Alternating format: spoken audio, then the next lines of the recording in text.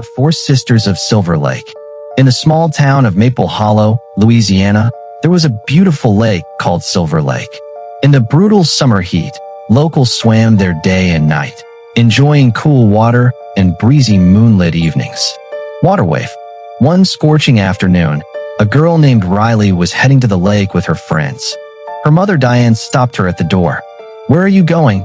Face with steam from nose. "Mom, I'm going swimming at Silver Lake. It's so hot." Hot face. "No, you are not going there. Don't you dare go near that lake without asking me. You don't know how dangerous that place is. At night you can hear witches laughing there." Ghost. "Mom, I'm not scared and you are? Anyway, they only laugh at night. Just let me go play with my friends right now." Face with steam from nose. "I said no means no. Get inside." Diane scolded her daughter and sent her back into the house. Door. Meanwhile at the lake, two local women named Sandra and Madison were swimming and cooling off. "Wow, swimming in this cold lake in this heat feels amazing." Smiling face with smiling eyes. "This is nothing. Imagine if we sat by the lake at night and ate spicy snacks together. It would be twice the fun." Taco. "That's true." As both women climbed out of the water, two men nearby noticed them and started catcalling. "Damn, you two look even better wet." Smirking face. "Hey Madison, come closer. I'll feed you something good." Smiling face with horns. "Have you no shame, you disgusting men, watching us like this?" Sandra snapped back angrily. Pouting face. "You're the shameless ones, swimming out in the open like that." The man laughed cruelly. Face with symbols on mouth.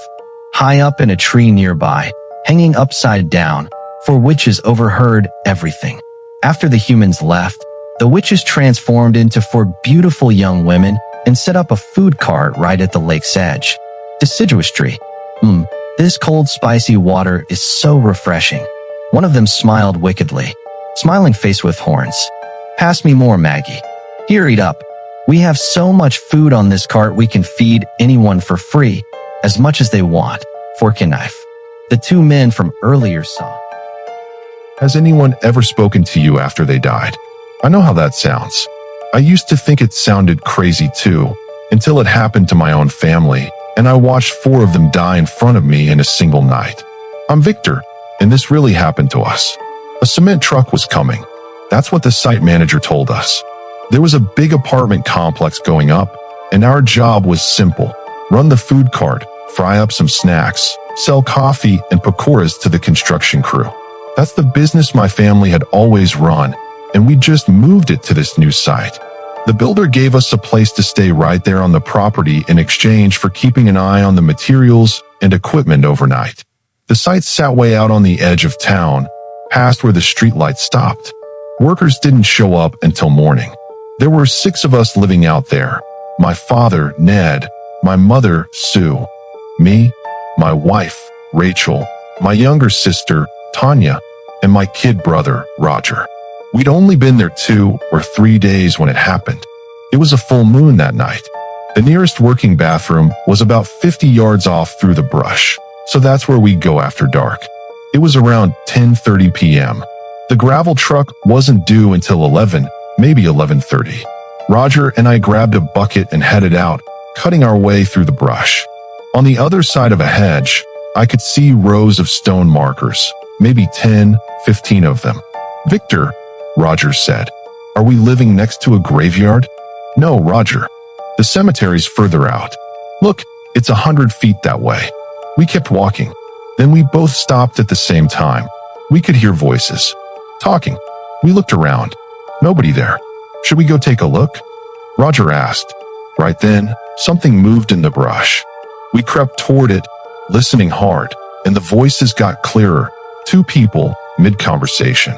"Went by the house. Place looked good from outside. Your daughter-in-law takes care of it well. Told you. She's a good one. Keeps the..."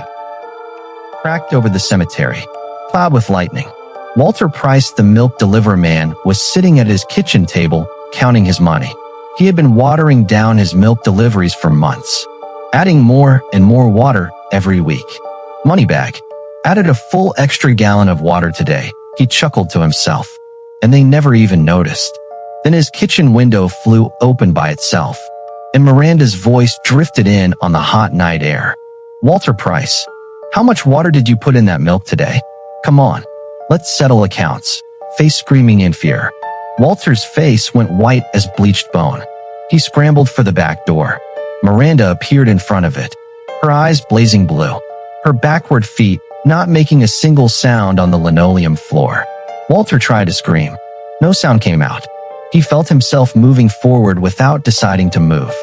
Following her, unable to stop. Ghost. Across town, Mayor Gerald Hicks was asleep in his enormous house on the good side of Pinewood. He had been stealing from the town's public assistance funds for 3 years. New school roof, stolen. Clean water project, stolen. Road repair budget, stolen. Skull. He felt something sit on his chest. Very heavy. Very suddenly. He opened his eyes. Calvin the Giant was sitting on him. All 8 feet of him somehow folded onto Gerald Hicks' chest. Glowing red eyes looking down at the mayor with an expression of cheerful menace. "Time to come to court, Mr. Mayor. I was sent to pick you up personally," face screaming in fear. Gerald Hicks fainted before Calvin even finished the sentence. Skull.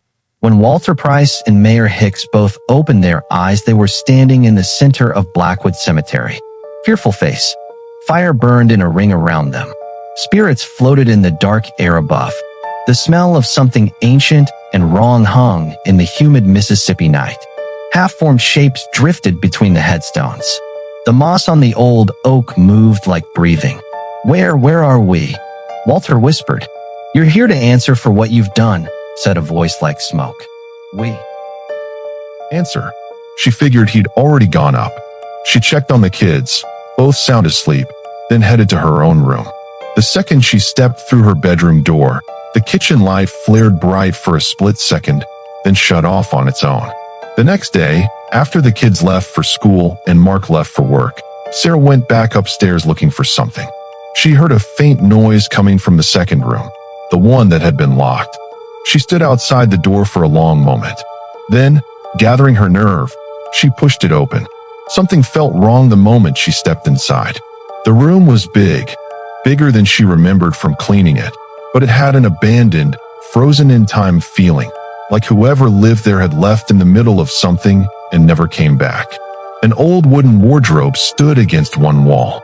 A broken chair sat in the corner, and in the far corner, a small pile of old, dust-covered toys. She hadn't noticed any of that when she cleaned it. She told Mark about it that night. "I went into that locked room again today.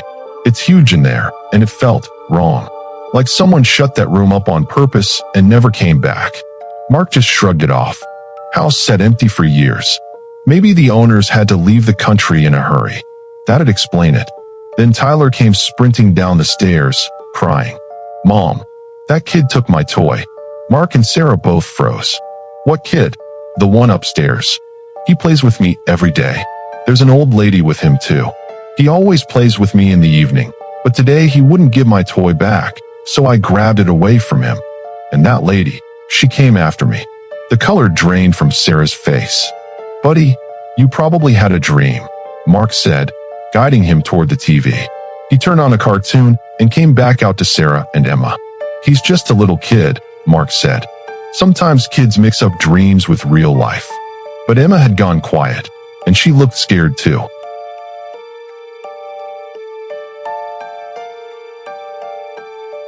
Were killed the same way by the 2 younger spirits, the ones who'd called themselves Rachel and her husband. Rachel and I never went outside. I just stood there. The spirits climbed into the bodies of my family, my father, mother, brother, sister, and started walking away from the house, toward the graveyard, like they were finally heading home. They vanished from the yard.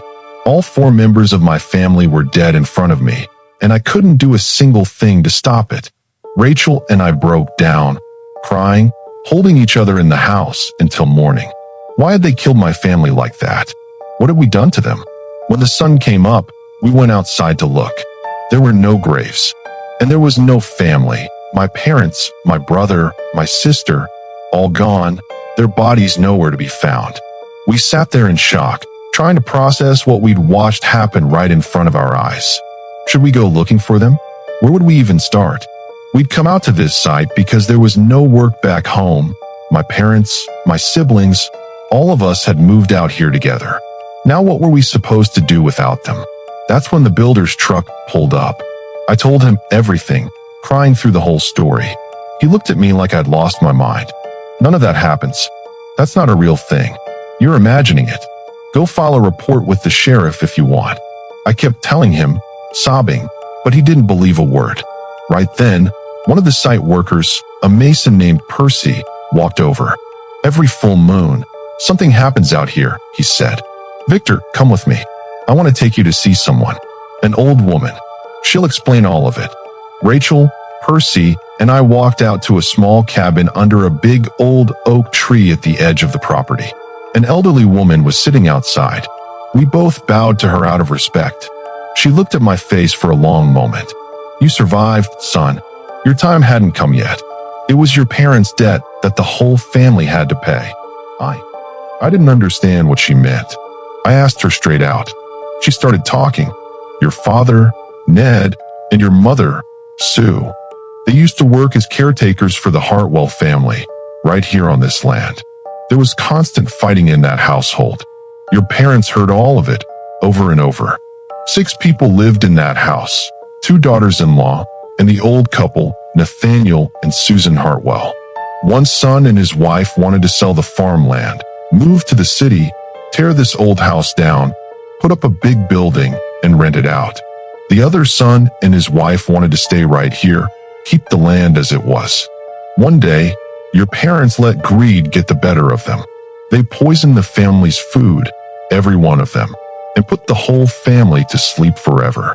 Then they spread a story through the town that the family had taken their own lives altogether. Your father took every dollar, every piece of jewelry, all the gold and silver the Hartwells had, and hid it in your own house. Your brother and sister knew. They spent that money too, to keep the sheriff and the town from noticing anything.